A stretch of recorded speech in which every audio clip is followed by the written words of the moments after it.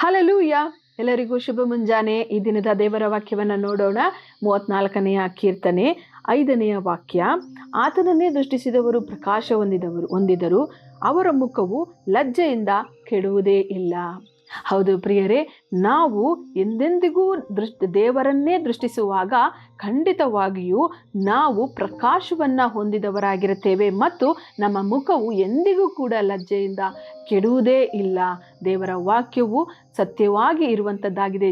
ದೇವರ ವಾಕ್ಯವು ಜೀವವುಳ್ಳದ್ದಾಗಿದೆ. ದೇವರ ವಾಕ್ಯವು ಹೇಳುವ ಹಾಗೆ ಆತನನ್ನು ದೃಷ್ಟಿಸುವವರು ಪ್ರಕಾಶ ಹೊಂದಿದರು ಎಂಬುದಾಗಿ ಈ ದಿನ ನಾವೆಲ್ಲರೂ ಕೂಡ ಕರ್ತನನ್ನೇ ಎದುರು ನೋಡೋಣ. ಈ ದಿನ ನಾವೆಲ್ಲರೂ ಕೂಡ ಆತನನ್ನೇ ದೃಷ್ಟಿಸಿ ನೋಡೋಣ, ಪ್ರಕಾಶವನ್ನು ಹೊಂದಿಕೊಳ್ಳೋಣ ಮತ್ತು ದೇವರ ವಾಕ್ಯವು ಹೇಳುವ ಹಾಗೆ ನಮ್ಮ ಮುಖ ಎಂದಿಗೂ ಲಜ್ಜೆಗೀಡದ ಹಾಗೆ ಆತನು ನಮ್ಮನ್ನು ನಡೆಸುವಾತನಾಗಿದ್ದಾನೆ. ಈ ದಿನ ದೇವರೇ ನಿಮ್ಮನ್ನು ಕೈ ಹಿಡಿದು ನಡೆಸುವಾತನಾಗಿದ್ದಾನೆ. ಪ್ರಾರ್ಥನೆ ಮಾಡಿಕೊಳ್ಳೋಣ. ಸ್ತೋತ್ರ ಕರ್ತನೆ, ಅಪ್ಪ, ಈ ದಿನದಲ್ಲಿಯೂ ಕೂಡ ನಿಮ್ಮ ವಾಗ್ದಾನದ ಪ್ರಕಾರವಾಗಿ ಆತನನ್ನು ದೃಷ್ಟಿಸಿದವರು ಪ್ರಕಾಶ ಹೊಂದಿದರು, ಅವರ ಮುಖವು ಎಂದಿಗೂ ಲಜ್ಜೆಗೀಡಾಗುವುದಿಲ್ಲ ಎಂಬುದಾಗಿ ಈ ದಿನದಲ್ಲಿ ನನ್ನ ಸಹೋದರಿಯರು ಯಾರೆಲ್ಲ ಈ ವಾಕ್ಯವನ್ನು ಕೇಳ್ತಿದ್ದಾರೋ ಅಪ್ಪ, ಅವರನ್ನು ನೀನು ಆಶೀರ್ವದಿಸು, ಅವರ ಮುಖವನ್ನು ಪ್ರಕಾಶಗೊಳಿಸು ಕರ್ತನೆ.